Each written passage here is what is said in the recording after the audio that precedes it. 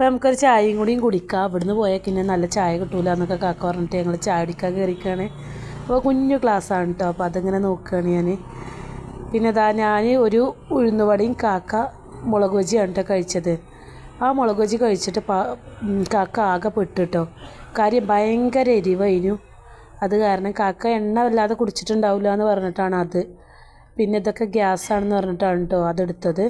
നോക്കുമ്പോൾ ഭയങ്കര എരിവായിട്ട് കാക്കക്ക് നെഞ്ഞ് നീറുക അങ്ങനത്തെ പ്രശ്നങ്ങൾ ഇരിഞ്ഞിട്ട് കുടുങ്ങിയിരുന്നു കേട്ടോ. അട്ടപ്പാടിക്കോയാലും നാളെ എൻ്റെ പെരക്കാർ പോയ ആ റൂട്ടിക്ക് ഇതുവരെ എത്തിയിട്ടില്ല. എൻ്റെ പെരക്കാർ ഏത് സൈഡ്? റോഡിന്റെ സൈഡാണ്. എന്റെ പേരക്കാർ പോയതൊന്നും ഇത്ര രസമുള്ള സ്ഥലം. ആ ഒരു ഇതിങ്ങനെ നിക്കണതല്ലേ അതല്ലേ ഉള്ളു ഉച്ച പറയുന്നത്. വേറെ എന്താ അവിടെ ഉള്ളത്? രസമുള്ള സ്ഥലം ഉണ്ടോ അവിടെ? ഇല്ല. അവർക്കവിടെ അട്ടപ്പാടിനെ കുറിച്ച് അറിയാം. അവരെത്തിയ കൂടുന്ന അവര് ഇങ്ങനെ തുള്ളിച്ചാടും. പിന്നെ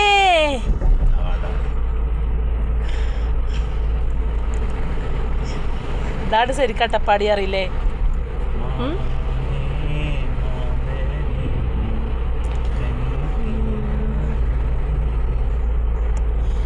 മനോഹരമായ ഈ സുബർഗത്തിൽ പോയതെന്ന് ആ പാട്ടോടി കളിങ്ങാക്ക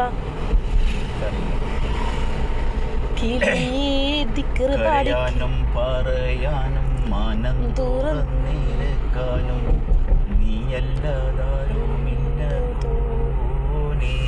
കുറച്ച് ഉറക്കാനെ പാടിക്കൂടിന്റെ ഒരുക്കങ്ങളറിഞ്ഞു നീയാനുഗ്രഹം ചൊരിയണമെൻ്റെ തമ്പുരാനേ.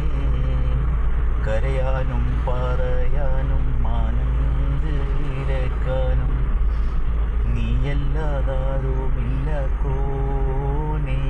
എൻ്റെ കരളിൻ്റെ ഒരുക്കങ്ങളറിഞ്ഞു നീയാനുഗ്രഹം ചൊരിയണമെൻ്റെ തമ്പുരാനേ.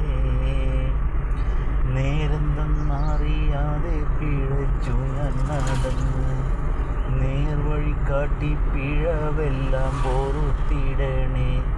മന്നാനെ സ്വർഗത്തിലൊരിടം തന്നു കാണിയോ ഇൽമിൻ വെള്ളി വെളിച്ചം കാണിക്ക് ഇടറാതെ എൻ കൽവില്ലി മാനൂട്ടിയുറപ്പിക്ക്. ഒരുപാട് കാലം നമുക്കിങ്ങനെ സന്തോഷത്തോടെ ജീവിക്കാൻ വേണ്ടി പറ്റട്ടേലേക്കാം. നമ്മളെ വീഡിയോ കാണുന്ന എല്ലാ കൂട്ടുകാരും അതിന് വേണ്ടിയിട്ട് തോർക്കട്ടേലേക്കാം. അപ്പോൾ നമ്മൾ ഭക്ഷണം കഴിക്കാൻ വേണ്ടിയിട്ട് കയറിയ ഹോട്ടലിലാണ് കേട്ടോ ഈ കാട്ടുനെല്ലിക്ക കണ്ടത്.